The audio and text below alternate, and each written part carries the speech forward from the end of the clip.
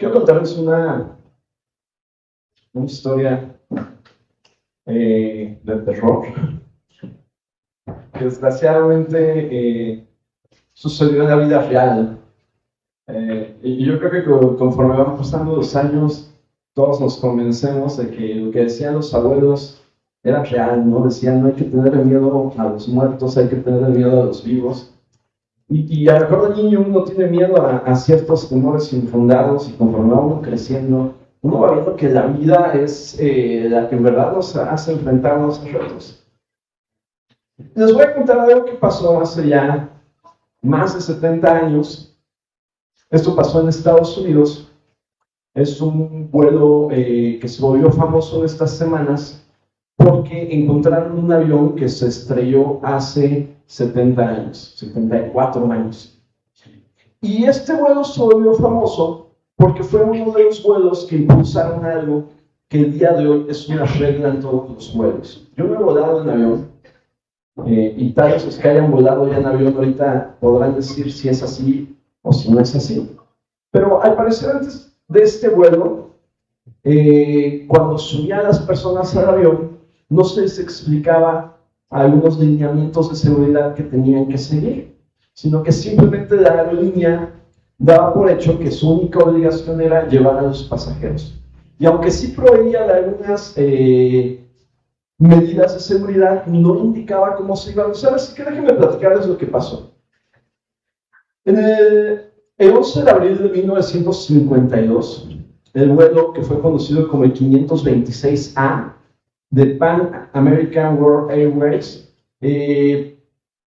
se estrella en un vuelo que era prácticamente rutinario, en un día donde en realidad no había mucho problema atmosférico. Después se encontraría, de acuerdo a las descripciones de la tripulación, que había sido por algunas fallas mecánicas. Esto pasó en 1952. Déjenme comentarles algunos detalles. Este vuelo despegó de Isla Grande, San Juan, Puerto Rico, con destino a Nueva York. Este vuelo llevaba 64 pasajeros y 5 tripulantes, 69 personas en total. Y bueno, como ya dijimos, a causa del accidente fueron fallas mecánicas. Murieron 52 personas, pero 17 personas sobrevivieron. Lo terrible de este accidente, hermanos, es que muchos de los cuerpos ni siquiera los lograron encontrar. Algunos probablemente quedaron dentro de la aeronave, otros son llevados por el mar, pero no encontraron la mayoría de los cuerpos. Esto fue algo terrible. Y a partir de este vuelo, de este accidente, esta tragedia expuso que muchos de los pasajeros, o la mayoría, no sabían usar los chalecos salvavidas. Imagínense nada más, ¿no? Tener lo que te podría salvar y no saberlo utilizar. Yo siempre me he preguntado por qué los vuelos no llevan paracaídas, ¿no? Tal vez serían más útiles, pero bueno, pues en este caso sí era útil un salvavidas. La gente no sabía cómo usarlo. Sin embargo, yo me pregunto cuántos verdaderamente podríamos usar un paracaídas si estuviéramos cayendo en picado. Los pasajeros no pudieron acceder a las balsas inflables porque no sabían dónde estaban colocadas. Y los que encontraron esas balsas inflables no supieron cómo se inflaban. Entonces este vuelo, o este accidente, motiva a todas las aerolíneas a nivel mundial a capacitar en seguridad antes de despegar. No solo eso, el personal tiene que saber exactamente qué hacer en caso de cualquier siniestro. Entonces, hace 15 días se vuelve viral esta noticia porque encontraron ya este avión. Después de 70 años, encuentran este avión a través de satélites a 600 metros de profundidad, frente a las costas de Puerto Rico. ¿Pero por qué les cuento esta anécdota? Aparte de que es algo terrible, hay algo que hoy quiero que podamos llevar en mente. De nada sirve que nosotros tengamos el salvavidas en la mano si no sabemos ponernos. De nada sirve que tengamos el equipo de seguridad si no lo estamos ocupando. De nada sirve que estén previstas todas las medidas de seguridad si nosotros no las usamos. Y esto que acabo de mencionar es algo que ha hecho conciencia en muchas empresas, en muchas escuelas, en muchos hospitales, en oficinas. Por eso es que el día de hoy, inclusive aquí hemos dado esas capacitaciones acerca de primeros auxilios, acerca del uso de extintor y todo esto. Pero encuentro una similitud muy grande con algunas cosas que vemos en nuestro día a día y sobre todo algunas cosas de las que vamos a hablar hoy. Y hoy vamos a seguir con una temática que ya hemos tocado o que ya se ha estado tocando a lo largo de las semanas pasadas acerca del perdón. Y me puse a pensar justamente cuando me asignaron este tema, que creo que la Biblia en muchas ocasiones nos habla acerca del perdón que Cristo Jesús ejerce con nosotros a través de su sacrificio, el perdón del que fuimos nosotros hechos en nuestro propio cuerpo, fuimos salvos, y sin embargo a veces nosotros, aunque lo conocemos, no sabemos cómo usarlo. Yo lamento muchísimo porque a veces la manera en la que nosotros los predicadores exponemos acerca del perdón es más como un acto de perdón y no como un proceso. De manera que cuando el perdón es un acto, y a veces decimos, tú tienes que perdonar, tienes que olvidar por completo, tú tienes que perdonar, ya no te vas a acordar de nada más. Y de pronto el perdón, lejos de volverse un proceso de restauración, se vuelve una carga. Porque ¿qué creen? Que perdonar muy pocas veces va a condicionar nuestra mente a que pueda verdaderamente olvidar. Así que tal vez han escuchado en algún momento que hemos hablado con ligereza acerca del perdón. Decimos, hermano, pues si tú no has olvidado, pues no estás perdonando. Pero la Biblia no menciona el perdón de esa manera. Ahora, quizás este malentendido surja a través de una mala interpretación de los vocablos que vienen de la palabra perdonar. Déjenme comentarles acerca de estos vocablos. La palabra perdonar viene de un vocablo latino, o bueno, de dos vocablos, ¿no? Que es un prefijo y un verbo. El primer prefijo es per, que significa por completo o totalmente. Y el segundo, que es donare, es un verbo que significa donar o regalar. Así que el perdón, en su significado etimológico, significa dar un regalo completo. Eso es lo que significa perdón. Así que perdonar sí quiere decir que debemos quitar por completo algo. Es eso que el Padre hizo con nosotros a través de su Hijo. Quita todos los pecados y los olvida. Pero esto viene a través de un proceso que hasta el día de hoy se sigue manifestando. Ahora, quiero hacer una diferenciación antes de comenzar con este tema. Tenemos nosotros que diferenciar un término más. Uno es perdonar y el otro reconciliar. Y son cosas diferentes que pareciera que vienen de la mano y que creen que pocas veces vienen de la mano. Vamos a ponerlo de esta manera. Yo puedo en mi corazón perdonar a alguien que me hizo daño, pero no acercarme con él y reconciliarme. Ya lo perdoné, ya me restauré, pero no me acerqué con él a la reconciliación. Vamos a ponerlo más específico en algo que hemos vivido todos nosotros que somos creyentes. Cristo Jesús murió por nosotros para perdón de nuestros pecados, fuimos hechos salvos, ¿y qué creen? Que a veces nosotros no hemos sido reconciliados con el Padre. Y eso lo vamos a lograr a través de la aceptación pública de nuestra fe, a través del arrepentimiento, y bueno, esa es otra historia. Pero no hubo una reconciliación. Ahora, el tema que voy a tratar hoy es un tema que muy probablemente tengamos que vivir o ya hemos vivido en algún momento de nuestra vida. Y es la reconciliación, el perdón que debe surgir cuando en nuestro seno familiar un familiar nos traiciona.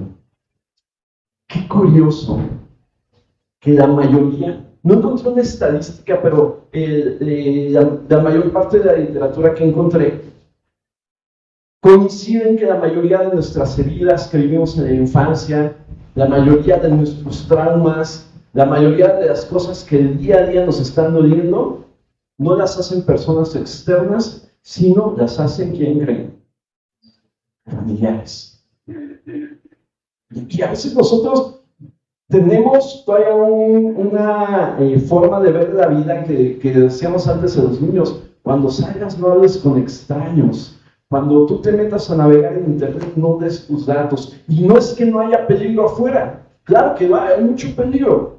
Pero el hecho de que nosotros estamos muy atentos a estar en la calle, pues hace que nos cuidemos un poquito más. Pero ¿saben dónde no nos cuidamos? En casa. Y no nos cuidamos cómo hablamos, no nos cuidamos cómo nos comportamos, no nos cuidamos en las cosas que deberíamos tener más cuidado. Porque cuando lo hacemos de manera externa es muy claro que tengo que tener cuidado con la persona que está afuera. Y decimos a todos, ten cuidado con el desconocido, no le digas datos, no te acerques, no les recibas dulces. Pero a veces nosotros no hemos tenido ese cuidado dentro de la casa. Qué terrible es cuando algo sucede en casa. Y muchos estarán de acuerdo, ¿no? Una traición, una ofensa duele, pero a veces duele más cuando alguien en quien confiamos nos lo hace, ¿no? Pero ¿cómo es posible, no? Y lo he escuchado a mucha gente decir, a veces es la familia, a veces es la propia familia la que te falla. ¡Ah, cómo duele, no! Dice, no espero nada de los de afuera, pero a veces los cercanos. Y todavía para agregar más agraviantes, ¿no? A veces vemos que la persona que nos ofendió ni siquiera se arrepiente, ¿no? Porque vemos en la parte bíblica que Cristo Jesús nos invita a arrepentirnos, ¿no? Para poder recibir ese perdón. Sin embargo, vemos que muchas personas que el Señor nos manda a perdonar, muchas veces ni siquiera se van a arrepentir de lo que nos hacen. Es muy común que en el seno familiar se minimicen las ofensas, que se normalicen los problemas, que la violencia se vea como algo que es normal, como si por ser familia se tuvieran que tolerar algunas cosas. Bueno, vamos a abarcar todos estos temas, así que hermanos, yo les pido que podamos poner atención en todos estos conceptos que se van a vertir y que de todo lo que se va a hablar el día de hoy podamos llevarnos una enseñanza. Yo creo que el Señor siempre nos invita a ser confrontados. A veces tenemos la idea de que todo lo que oímos es para otras personas, ¿no? Decimos, sí, es cierto, el hermano está hablando de mi tía que me ofendió, ¿no? Está hablando de mi hermano que no me habla, ¿no?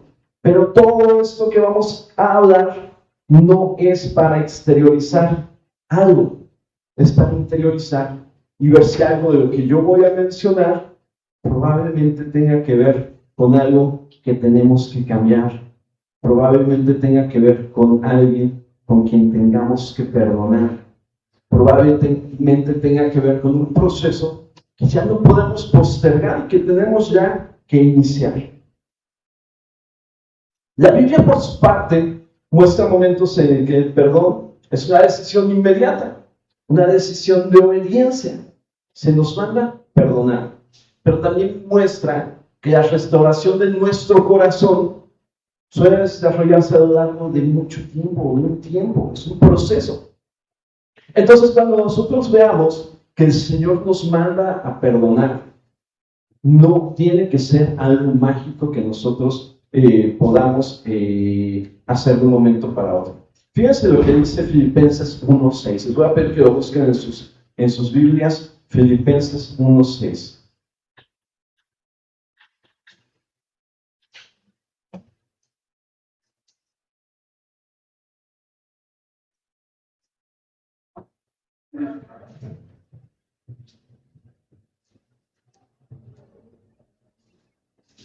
Ok, dice, me voy a leerlo aquí en dos versiones.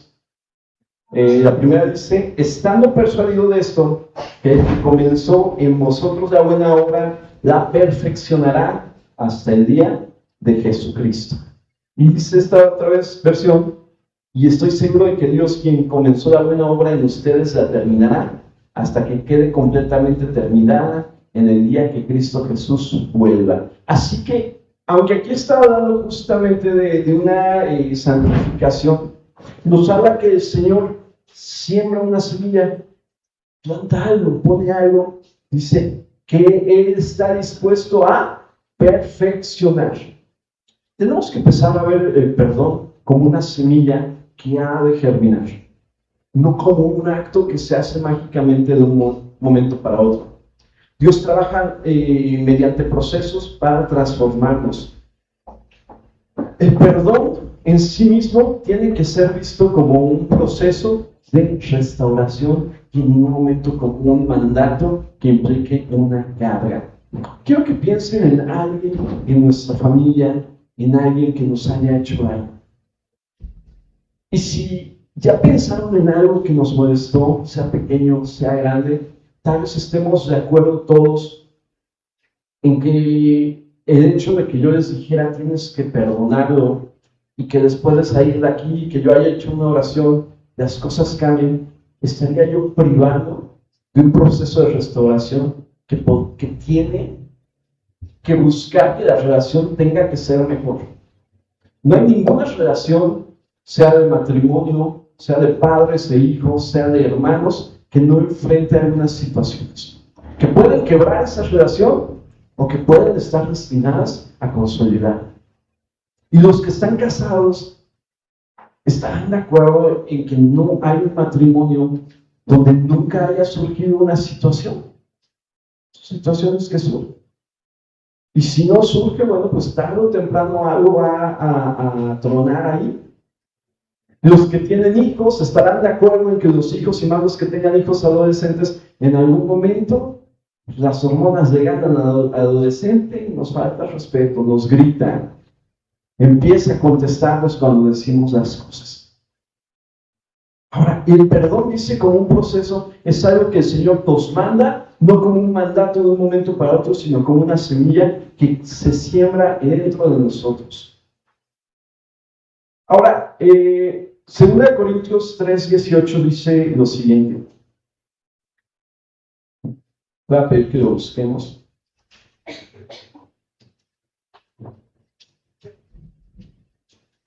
Dice de esta manera, voy a derivar entre dos versiones. Así que todos nosotros, a quienes nos ha sido quitado el velo, podemos ver y reflejar la gloria del Señor. El Señor, quien es el Espíritu, nos hace más y más parecidos a Él a medida que somos transformados en su gloriosa imagen. Ahora, yo quiero preguntarles acerca de lo que hace Cristo Jesús con nosotros. Y tal vez ustedes piensen que a través del bautismo el perdón se dio de una manera instantánea. Y bueno, no es que no sea así, ¿verdad? Pero no me malentiendan, déjenme explicar esta parte. El bautismo tiene que ser la culminación de un proceso donde nosotros decidimos aceptar que el Señor era nuestro único y suficiente Salvador. No es que el perdón no estuviera ahí, ya estaba ahí el perdón, pero hubo un proceso que nos hizo a nosotros conscientes de la necesidad de aceptar ese perdón. Un proceso. Y a veces decimos, bueno, quiero bautizarme para que el Señor me perdone mis pecados. No, no funciona así. No te bautices para que el Señor te perdone tus pecados. Cristo Jesús ya murió por ti y por mí. No te bautizas para eso. Aunque la Biblia lo menciona, ¿no? Que debe ser bautismo para perdón del pecado, pero la idea no es que el agua tenga un proceso, sino que el proceso surge desde antes. Y un proceso que no culmina con el bautismo, porque tal vez haya entendido de manera equivocada que una vez que nos bautizamos, ese fue nuestro objetivo y ahí termina. El bautismo no es una meta, sino es el inicio de un camino que tenemos que recorrer. Así que dice aquí, la palabra es, somos transformados de gloria en gloria. Qué complicado esta parte, porque tal vez cuando vemos nosotros el perdón como una meta, nos estamos privando de todas las metas que el Señor tenía para nosotros. Ahora, quiero comentarles algo que Cristo Jesús pide y que tal vez se pudo haber malentendido en muchos aspectos. Quiero que se imaginen a alguien con quien recurrentemente peleamos, alguien con quien recurrentemente tenemos problemas. Quiero que piensen en alguien que quizás en su forma de ser pudiera ser demasiado explosivo. Y bueno, justamente los discípulos se acercan a Cristo Jesús y le preguntan, ¿Cuántas veces debo yo de perdonar a mi hermano? Ustedes conocen esta historia. Pero hay un punto clave aquí que quizás ha sido malentendido. Ahora, yo quiero pensar en alguien que pudiera hacernos daño. Y lo que Cristo Jesús dice cuando les menciona, no son 7 veces, sino hasta 77 veces, hasta 77 veces 7. Dice, no quiere decir que tengamos que tolerar una persona que nos está haciendo daño, sino que el perdón es un proceso continuo, es una decisión que se tiene que tomar no una vez, sino hasta que nuestra mente, hasta que nuestro corazón pueda haber sanado. Yo jamás le pediría a alguien que quizás hoy está sufriendo violencia que se quede en un lugar hasta que las secuelas sean irremediables. Porque ya dijimos, el hecho de que ustedes perdonen a alguien no implica que pueda haber esa reconciliación. No es lo que está abordando el maestro. Lo que está diciendo es, si tú quieres sanar, si tú quieres que esto cambie, si tú quieres que mi gracia sea aplicada en ti, tienes que aprender que el perdón es una decisión que vas a tomar no una vez, sino, dice las Escrituras, de gloria en gloria. Tienes que ir ganando nuevamente esa meta. No la puedes ganar una vez, la tienes que levantarte al otro día y ganarla nuevamente.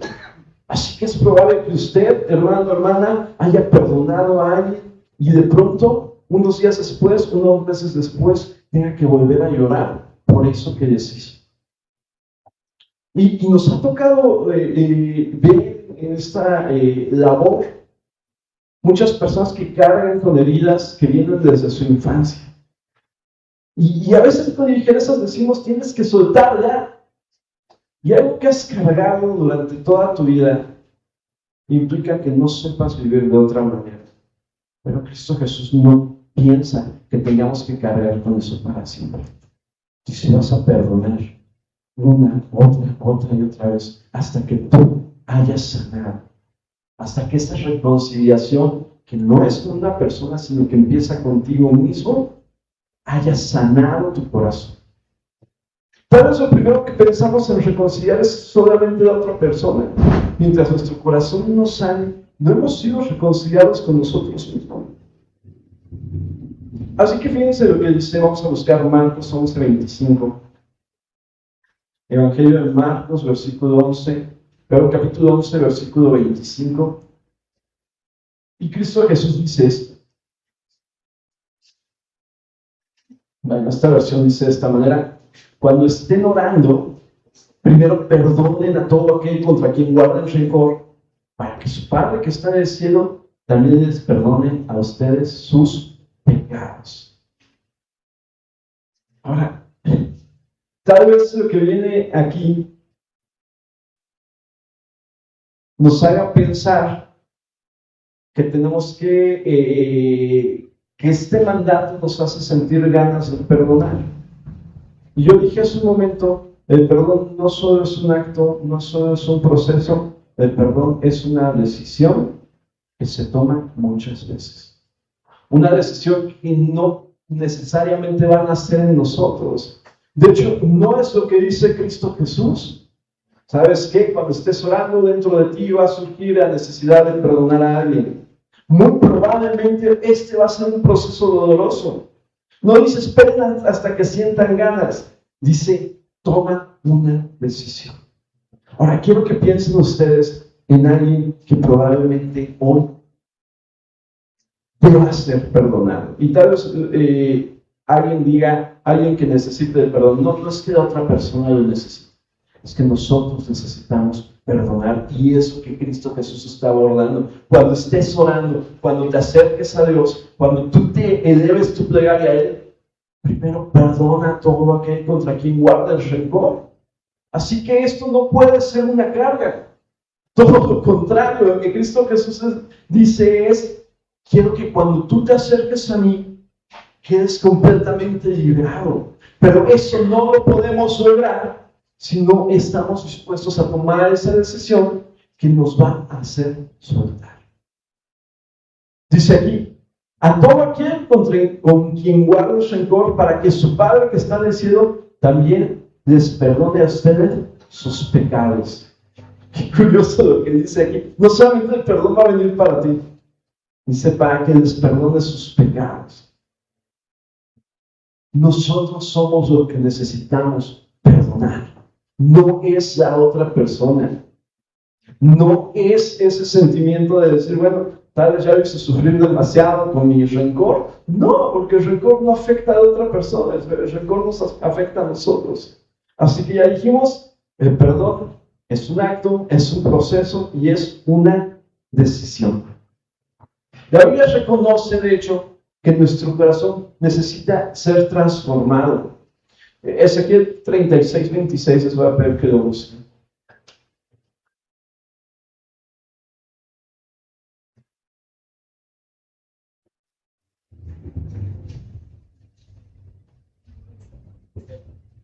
Ezequiel 36:26 dice de esta manera: les daré un corazón nuevo y pondré un espíritu nuevo dentro de ustedes. Les quitaré ese terco corazón de piedra y les daré un corazón tierno y receptivo. Piensen cómo lo expresa el Señor. Les quitaré ese terco corazón de piedra.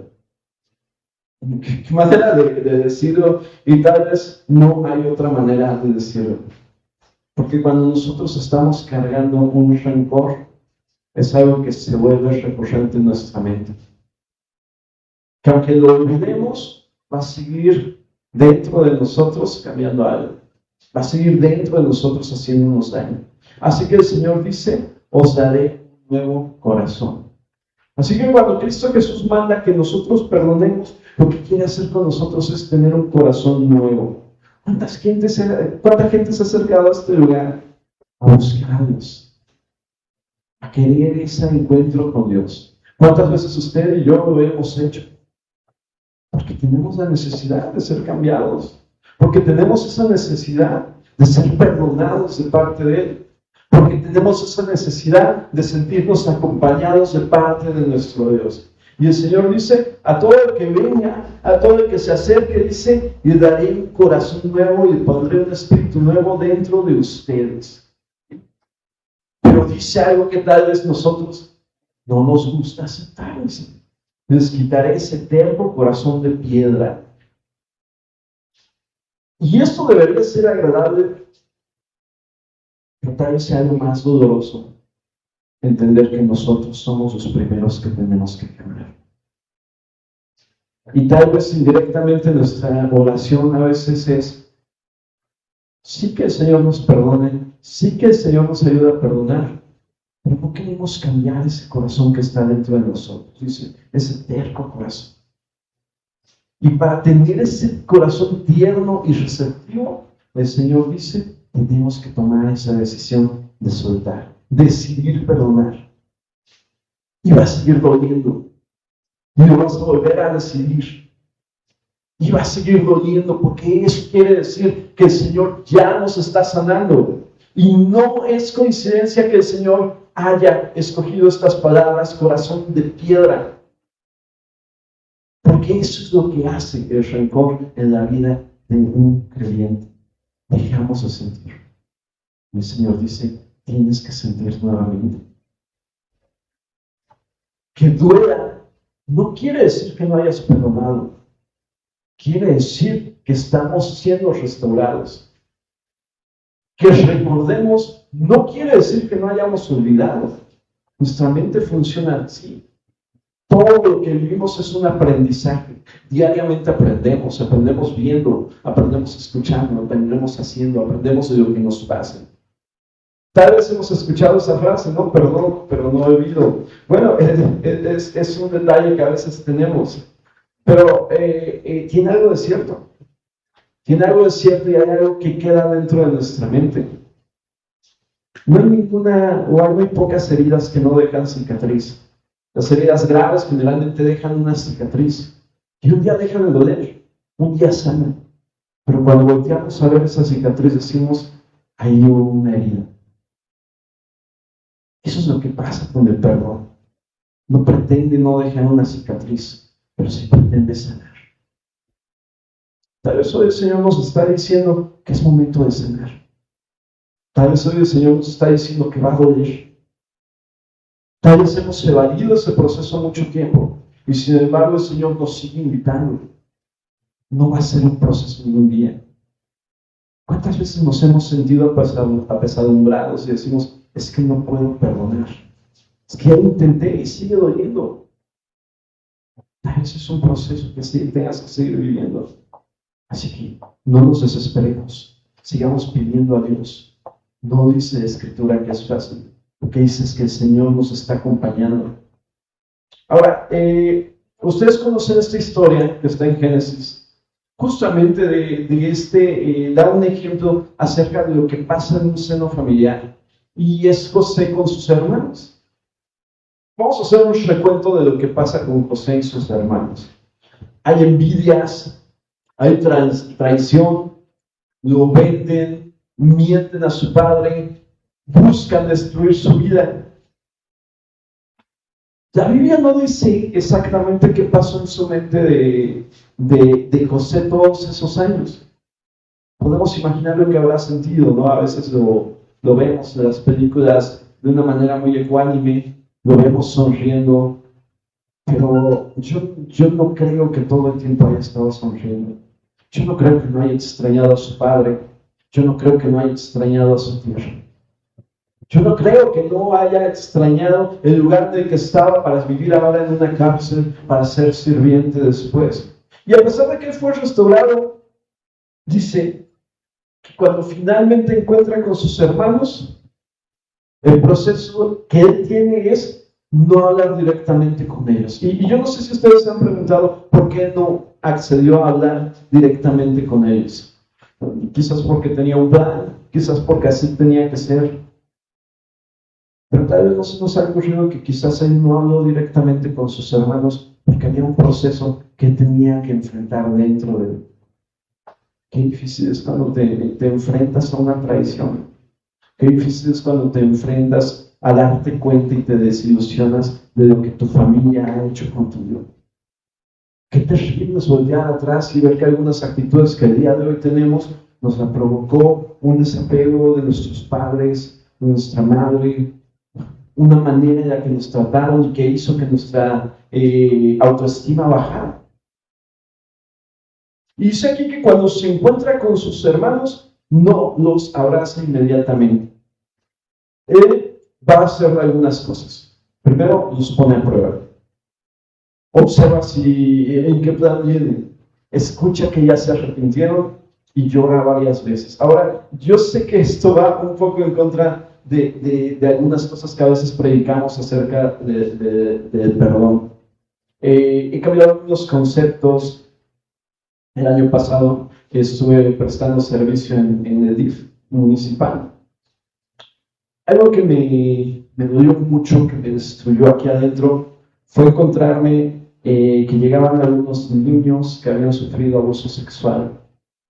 Hermanos, no hubo un solo niño, de verdad, de todos los que vi, no hubo un solo niño que no sufriera abuso sexual por parte de un familiar. No era gente de afuera, no era gente extraña, no era una persona drogadicta que llegó y se metió a la casa. En todos los casos fueron familiares. Y me puse a pensar justamente, ¿no? ¿Qué estamos haciendo en casa, no? ¿De qué manera cuidamos? Yo estoy hablando de un caso extremo, pero ¿qué pasaría si con ese mismo cuidado nosotros cuidáramos todas las áreas de nuestra vida? Porque tal vez muchos de nuestros niños hoy, y que el día de mañana van a ser adultos, van a llevar heridas que les causó papá, mamá, hermanos. No fue gente externa, no fue gente que yo veo de afuera, fue gente de adentro.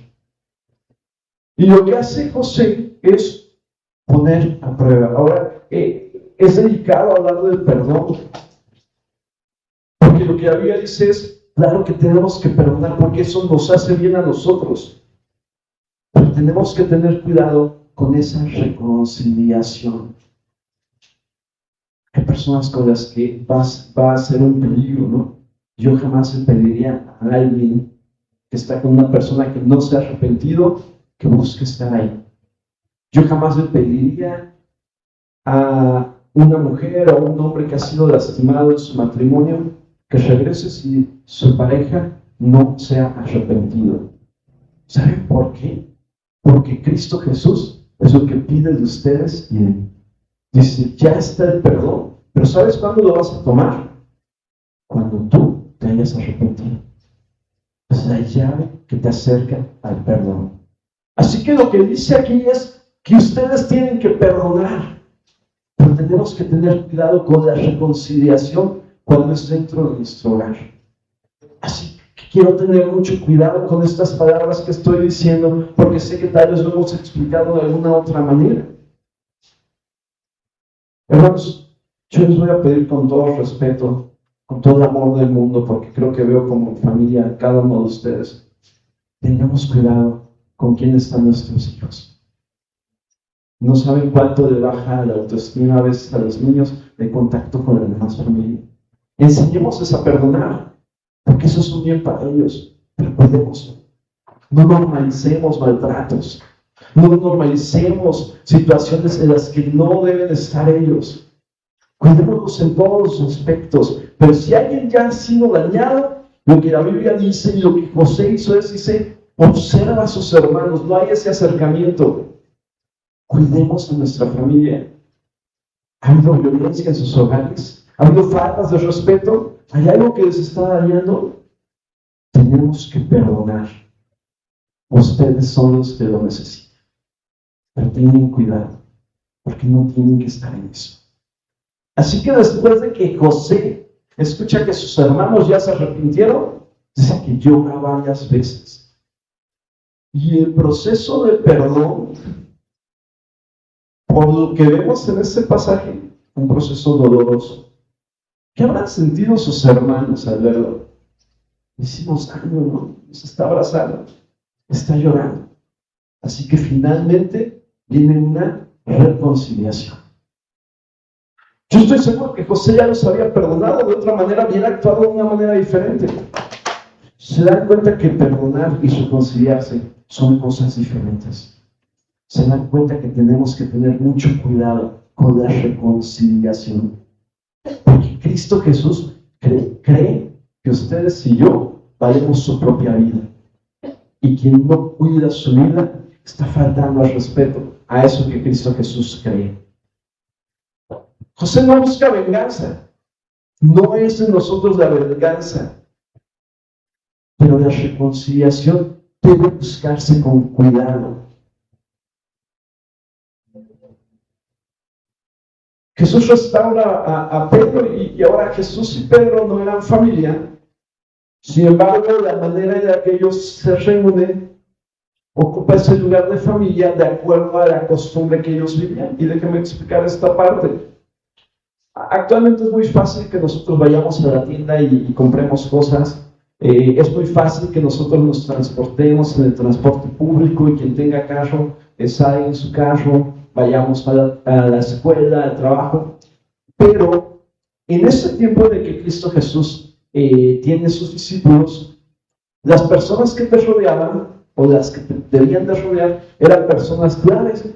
Tenías que tener a alguien que supiera hacer las labores del hogar, alguien que supiera cocinar, alguien que supiera cosechar, y ese microentorno se volvía una familia. Así que por eso muy poca gente vivía sola.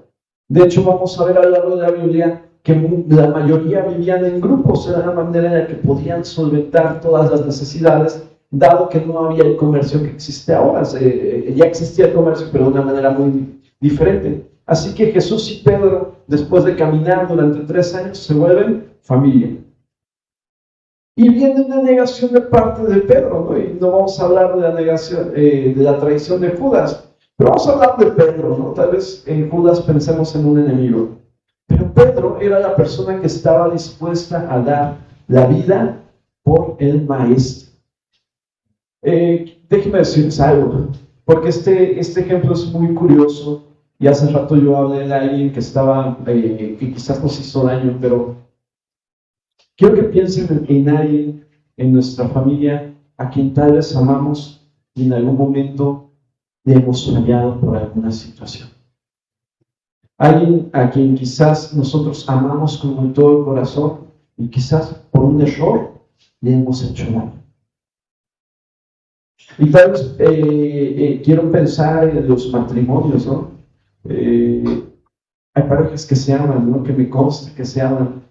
Sin embargo, de pronto uno, quizás por un mal corazón, quizás por una situación que no debe estar ahí, termina siendo infiel. Qué terrible, ¿no? Yo espero que nadie esté pasando por una situación de infidelidad en su hogar. Y dice uno, ¿qué pasó ahí si se amaban?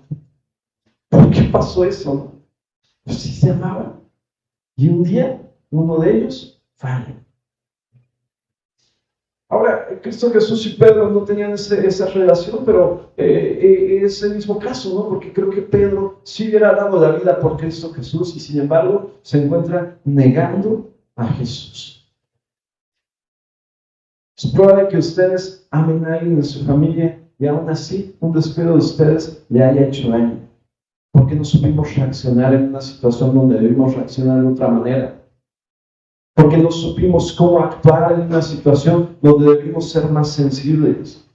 Porque tal vez en el día a día nos olvidamos de ser amorosos y nos convertimos en esa persona indiferente. Y no hay nada peor que la indiferencia, ¿no? Dice por ahí, ¿no?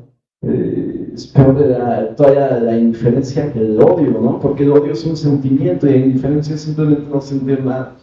Así que Pedro niega 3 veces a Jesús. Y entonces cuando nosotros fallamos con alguien que amamos y vemos el ejemplo de lo que hace Jesús, dice Jesús no deja pasar eso. A veces cuando amamos a alguien simplemente decimos, bueno, si me ama me tiene que perdonar. Y generalmente así lo hacemos, ¿no? De hecho es común que algunas cosas las pasemos por alto. Pero Jesús no pasa por alto esto que pasó y quiero que pongamos atención en esta parte. No es que Jesús guarda un rencor porque no vemos a un Jesús enojado. No es que Jesús haya buscado la manera de tomar revancha de Pedro porque no vemos un Jesús que actúe con rencor. Sin embargo, en Juan 21 vemos un escenario donde Cristo Jesús le pregunta 3 veces a Pedro, ¿me amas? No es que Jesús lo necesitara escuchar, sino quiero que entendamos lo que Cristo Jesús estaba haciendo. Estaba restaurando el corazón de Pedro. ¿Qué forma de hacerlo, no? Quiero que pensemos en alguien al que nosotros amamos y que tal vez nos ha dañado. Quiero que pensemos en alguien a quien nosotros amamos y quizás nosotros lo hemos dañado. O tal vez ya se quedó ahí. A veces volteamos hacia atrás y decimos, bueno, sí, mis hijos cargan muchas cosas, pero yo creo que ya me perdonaron. Y dejamos pasar por alto eso. Y a veces decimos, sí, no, lo que hacía mi papá, mamá, mis hermanos. Pero bueno, yo creo que puedo seguir adelante. Y Cristo Jesús no estaba dispuesto a pasar por alto esto. Quiero preguntarles cuántas cosas hemos dejado pasar por alto en nuestra vida. Que están ahí. Tal vez no duelen, tal vez no salen de vez en cuando, pero las seguimos cargando. Hay alguien a quien nos tendríamos que acercar el día de hoy a perdonar o a pedir perdón. Y Cristo Jesús dice que lo hace 3 veces. Y tal vez alguien diga, yo ya me disculpé, yo ya busqué el perdón, pero no han cambiado las cosas. Porque aquí vemos que el perdón no es algo que se hace una vez. No importa si dijiste perdón, si eso no restauró. No importa si perdonaste una vez, si sigues cargando eso.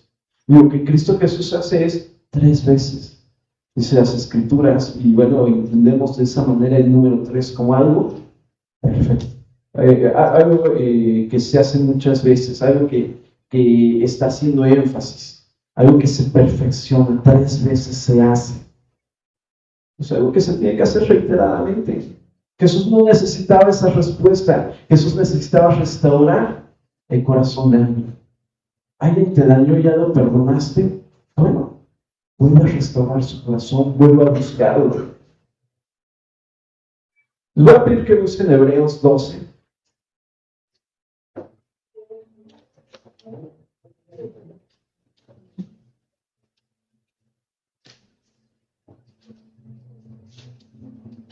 Versículo 5.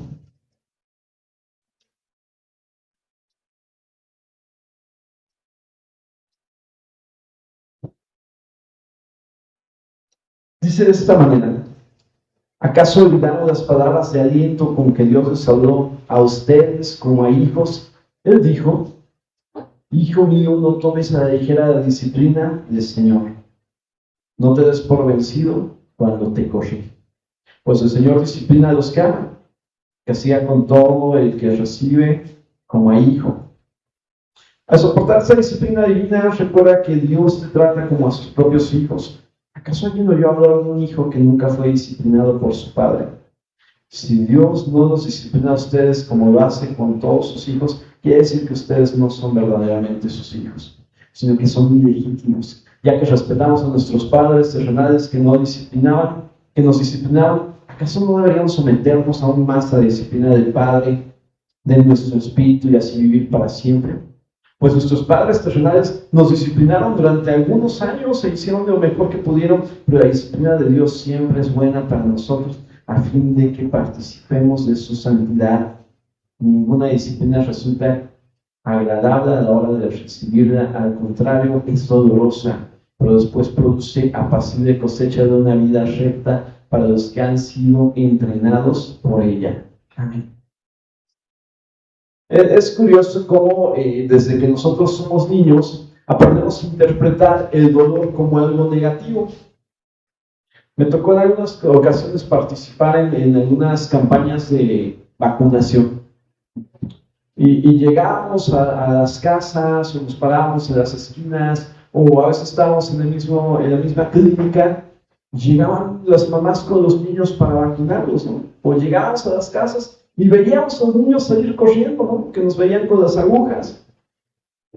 Y tal vez es desde ahí que asociamos que el dolor es algo negativo, ¿no? Nadie quiere que le duela. Pero no solo eso, porque no ese es el problema, ¿no? Digo, a mí no me gusta algo que me duele. El problema es que la connotación del dolor parece implicar que el dolor es un castigo. ¿Por qué? Porque tus papás nos pegaban.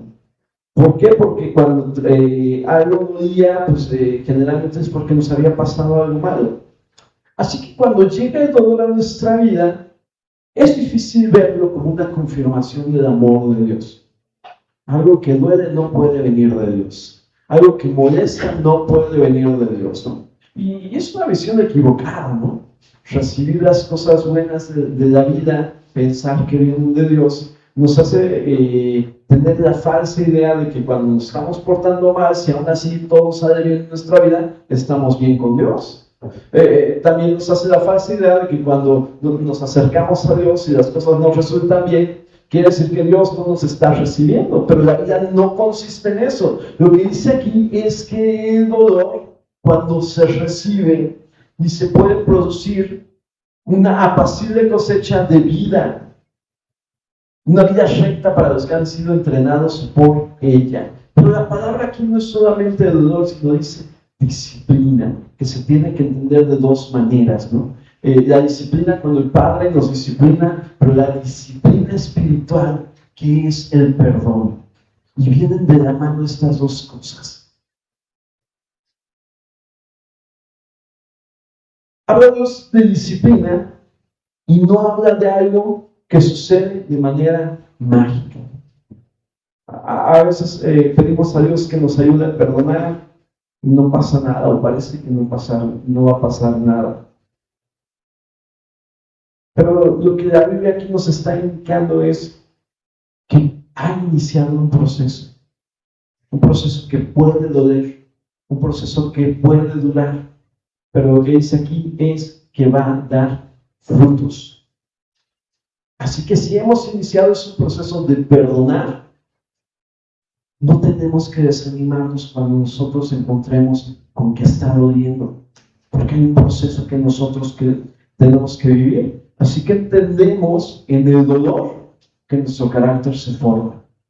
Entendemos en la corrección que nosotros somos transformados y somos restaurados. Dios usa esos procesos para sanarnos, no solamente de lo que nos hicieron. Usa esos procesos para entender que a veces el rencor trae orgullo, trae temor, trae inmadurez, trae baja autoestima.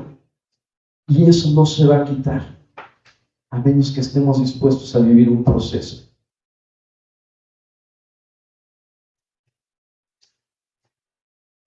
Ok.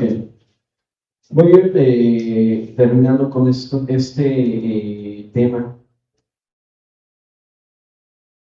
Y quiero hacer algunas apreciaciones finales, algunas advertencias tal vez, algunas justificaciones de lo que acabo de decir, para que no se malentienda algo que yo he dicho. No podemos vivir nuestra vida diciendo, estoy en un proceso, como una justificación para conservar el resentimiento, para seguir alimentando deseos, tristezas, dolor. La Biblia llama a tomar una decisión real, que dice va a ir de gloria en gloria. Este proceso es un proceso que tiene que avanzar.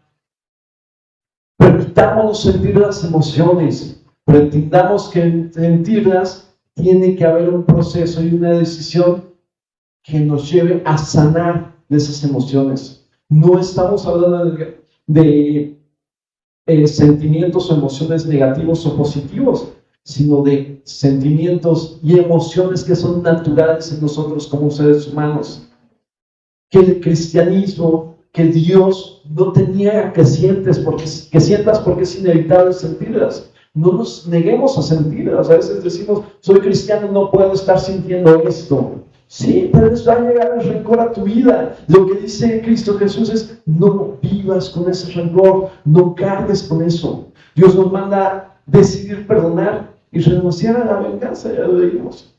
Es un proceso que el corazón, emociones y en algunos casos, relaciones, algunos casos familiares, requieren la obra continua de Dios. Es probable que la otra persona no busque esa reconciliación. Tenemos que hacer nuestra parte, pero no podemos hacer la parte de la otra persona. Tal vez siga doliendo ver a alguien que no se arrepintió de lo que nos hizo. El Señor dice, haz tu parte. Este es un proceso.